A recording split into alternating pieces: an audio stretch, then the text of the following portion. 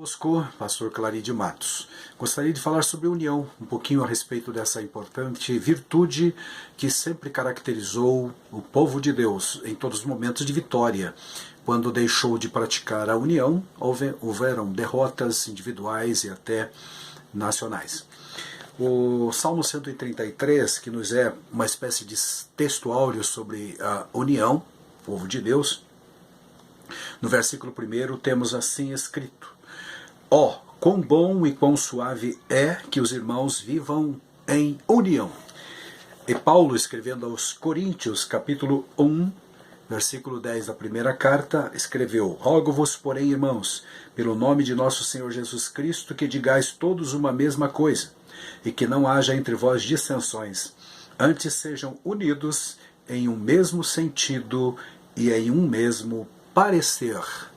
Dois textos dos muitos que nós encontramos na Palavra de Deus que enfatizam a necessidade de os que creem em Cristo viverem unidos num só objetivo, num só propósito, somando os esforços, os talentos individuais para uma consecução de um trabalho, de uma obra, e muito especialmente adorando a Deus e servindo ao próximo também.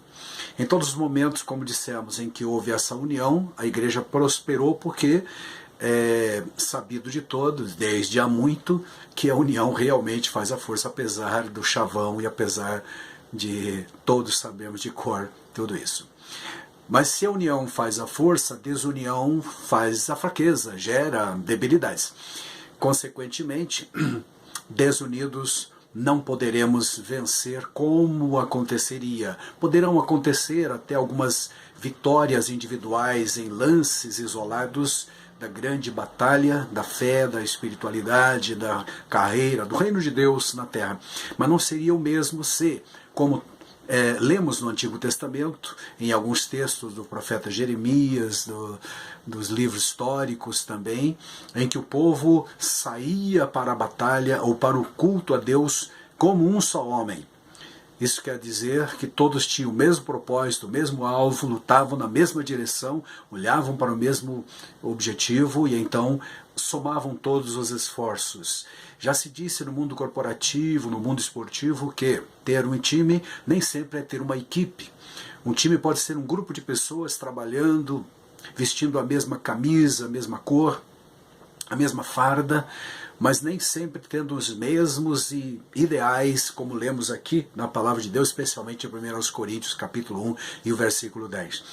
Agora, uma equipe é diferente. Além de conter esse time, esse grupo de pessoas, essas pessoas trabalham entrosados, e o entrosamento resultará realmente numa grande vitória na batalha da vida, e assim sucessivamente. A humanidade tem muitos exemplos, também, não só na igreja, mas como subsistência, como preservação da espécie, que quando se uniram, realmente obtiveram grandes conquistas em todos os sentidos, militares, de territórios e tudo mais. Isso acontece na empresa, isso acontece no mundo esportivo, como dissemos, e também na igreja e na família. Havendo união, haverá força. Havendo força, a vitória naturalmente se tornará mais fácil, mais natural até. Que Deus nos dê forças cada dia, afinal, fomos chamados para ser luz do mundo, sal da terra, e para isto é preciso ser corporativamente forte. A igreja precisa estar unida neste mesmo propósito. Que Deus nos dê essa sabedoria, que o Espírito Santo faça isso brotar de dentro para fora. Não é uma união pela força externa, pelo medo, mas pelo amor verdadeiro, que deve ser a força maior, a força motivadora que nos deverá unir. Não é por força nem por violência, diz a palavra de Deus, mas pelo Espírito do Senhor. Que o Espírito de Deus então nos mova, nos una cada vez mais neste tempo de crise. É característico também da humanidade que no tempo de crise nós nos unimos muito mais. É difícil alguém na prosperidade lembrar-se de unir com alguém, a não ser com seu grupinho, sua panelinha, como se diz na gíria por aí.